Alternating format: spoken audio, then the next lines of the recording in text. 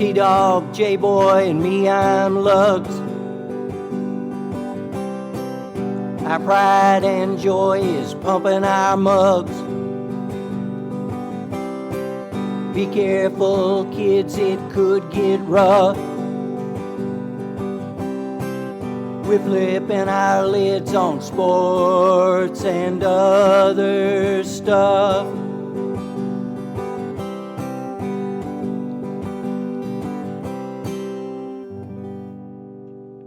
Welcome to the 139th anniversary of the Sport Weasels here. It's the Velcro anniversary. I'm Lugs.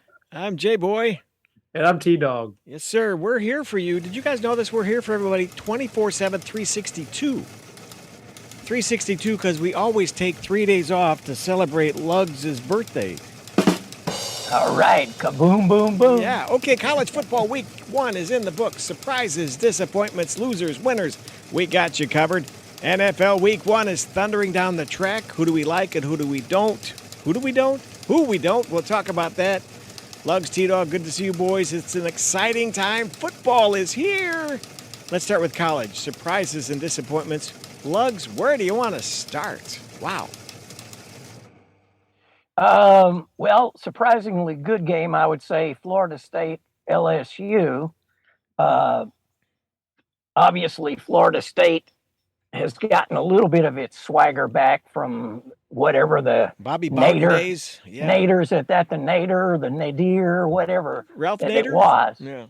Ralph Nader in the Corvair or whatever. Yeah. Anyway, that was a fun game to watch. I felt a little robbed on that blocked extra point because I never could tell. You know, it was like, wait. Who blocked that? I want to see it. Turns out 3 of the top players in that game and the guy who blocked the punt all started at the University of Louisville and transferred out through the portal. So that was one of those little odd moments. Anyway, that was sort of my favorite of the weekend. I mean, I saw several, but Dog, what was yours? I just to kind of piggyback off yours just real quick, and then I'll get to mine. I think the right team won, but that ending sequence was crazy. So it starts with Malik Neighbors fumbling the punt to give SU the ball with 2 minutes left remaining. Now, look, you all know I probably put too much money in Mike Norvell. It looks like maybe it's going to work out possibly. I think so. You got it. But that being said, all they had to do was like try to work the clock or burn the timeouts of LSU and kick a field goal, put them up 2 scores. They throw a pitch to Ward, the running back. And again, I'm not even really blaming Ward. Why are you running a pitch when you're right at the goal mouth? What are you doing? So LSU gets the ball back, miraculously goes the length of the field, scores a touchdown, and it's the second PAT blocked in that game. So just wild ending. I just think that quarterback for I just want to give 2 quick shout outs to 2 players for FSU. Jordan Davis, the quarterback. I mean, he shined at times. He had 2 touchdowns on Ontario Wilson. That second one, that ball placement was perfect, like particularly because it was at the side edge of the end zone. And also he got targeted, like a legit targeting call where the LSU guy came up and just detonated him right in his face with the crown of his helmet. And I was surprised that he got up from that, man. That was a lick. Yeah. And then I believe he's a FCS portal transfer, that their defensive end, Jarrett Verse. I mean, he was a monster. He had 2 sacks and he had a block extra point. So FSU might actually finally be going in the right direction. And I believe in 2 weeks they have the U of L. So, we'll get another good look at them. I believe they're on bye this upcoming week. Lugs, you'll be happy. Worth noting the SEC was 13-1 in week 1. So that's wow. Yeah, right up your alley. And Brian Kelly, breaking news, will be fired in 3 weeks. No, go ahead, Dog. Go ahead, Tito. I was going to say, maybe one you all can build off of. Probably to me, the most exciting game because it was so back and forth was actually not played on Saturday, not even played on Friday, but played on Thursday. That Penn State-Purdue game was, to me, just so fun. Like the crowd at West Lafayette was electric. And I know this is one of those games where I just want to say stats are misleading because Aiden O'Connell, I think if you look at his stat line in comparison to the Sean Clifford, like it doesn't look as good because Sean Clifford, I think, had 4 touchdowns and O'Connell had 1. I just want to say this. I'm just going to break down very quickly Sean Clifford's touchdowns. His first touchdown pass was a crosser to Mitch Tinsley where it was wide open. The second touchdown was a nice rollout. I'll give him that. But Brenton Strange was wide open, and then he broke like a poor tackle, which was a recurring thing in the game for Purdue, a poor tackle, and he then ran for 40 yards for a touchdown. The third one was a rub route, and the wide receiver was able to take it 20 yards into the end zone. So again, I give him credit to play design and also just the athletic ability of Keandre Lambert-Smith. The last one, the game winner, I'll give him credit because it was a nice touch pass over the linebacker to Kevon Lee on a wheel route. But that's completely negated because if you go back and look at his pick 6, it's awful for 2 reasons. One, he sailed the guy. But if you go back and look at him, there was no pressure on him. Like he had all the time in the world and he threw a horrendous pass. So I just want to say, and I guess my last thing I'll just say, 2 guys to give props to. Joey Porter, the linebacker, the NFL linebacker's son, Joey Porter Jr. I mean, that guy's going to be a stud. He's going to be playing on Sundays. He had 8 tackles, 3 pass defenses, 1 fumble recovery, and then a guy who smartly left Iowa because they throw the ball maybe 8 times a game. Charlie Jones, he had, I believe, 12 catches for 153 yards and a touchdown for Purdue. So. He even got a good nickname. He was called Chuck Sizzle. So there you go. Chuck Sizzle. Nice. Good to see Well, those 2 for me- teams. Yeah, good to see him. I was just going to say this weekend, for me, the true surprise was Stetson Bennett. Yeah. You know, he's been known pretty much as the caretaker quarterback. Everybody questioned why is he even there, even though they won a national championship. Now, admittedly, Georgia is worlds better than Oregon, but he was on time with everything that he did. So he was my sort of coming out party person because I never thought that much of him. But it will be different when they're facing SEC folks. Let me just No say doubt. this about that. Stetson Bennett, my choice for Heisman Trophy winner. Yes, sir. Whoa! No. Throwing it out. Wow. Wild. Lugs even likes him, and he's like even telling you, like put a towel on you, like a cold towel. You need to cool off. Get some Gatorade, son. All right. I will say this for Stetson Bennett because I've also been highly critical of Stetson Bennett. I will give him this. He has developed into a good point guard, and I know that still comes off as a knock. but Game if you manager. I think he's a little bit above that. I think he's a little bit, but I mean, he wins on quickly passing the ball to playmakers in short intermediate areas, and then they can attack the open field. That being said, his TD pass to Ladd McConkey did show how underrated his mobility was because he had 2 guys bearing down on him. He was able to break back around, and Ladd McConkey was wide open, and he threw it to him. By the way, just a very quick aside, has there ever been a greater name in Georgia football than Ladd? His first name is Ladd McConkey. Love it. I mean, the only one I can think of is actually their old offensive coordinator, Mike Bobo.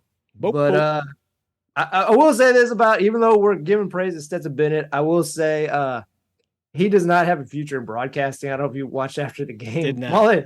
Molly McGrath, God bless her. I mean, she has such a hard job sometimes. She asked him a joke question after she was getting nothing, just to try to like warm him up. She asked him what he had for breakfast.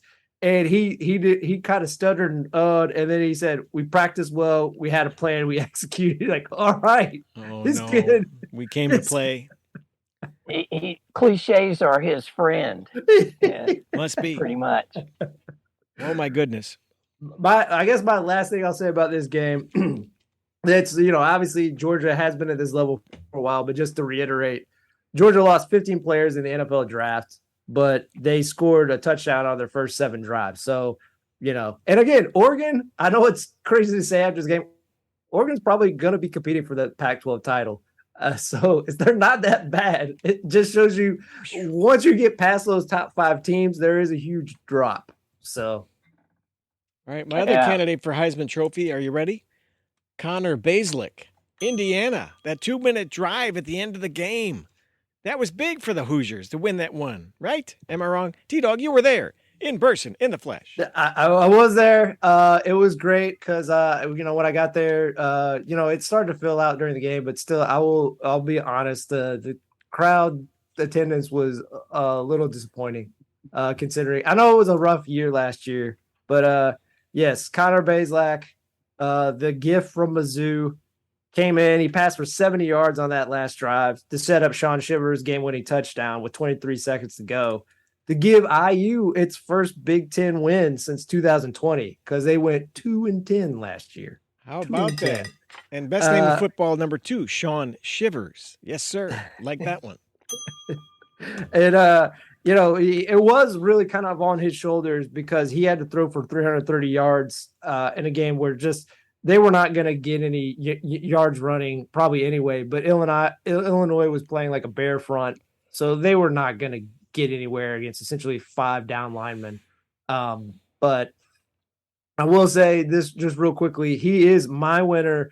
I'm not saying he's going to be a Heisman hopeful, but I'm just going to declare he is the big man on campus for week 1 for me. So the winner of big man on campus. Like he gets to kind of walk around with a little more bravado for a week. I will say this too. The last thing is Tom Allen. You could tell how much he was honest during the press conference, but he tried to conceal it. How much that game meant to him after last year. And right after he left the podium, he's like, yeah. And then like when he went into the hallway, it sounded like he exploded with just enthusiasm and exuberance. The top of his head came off. But you got to like his enthusiasm during the game. And a guy's injured. He's right on top of the guy when he's injured. You got to love that guy. Lugs, who's your big man on campus from this week 1? Well, other than Stetson Bennett, I would have to say Stroud from Ohio State.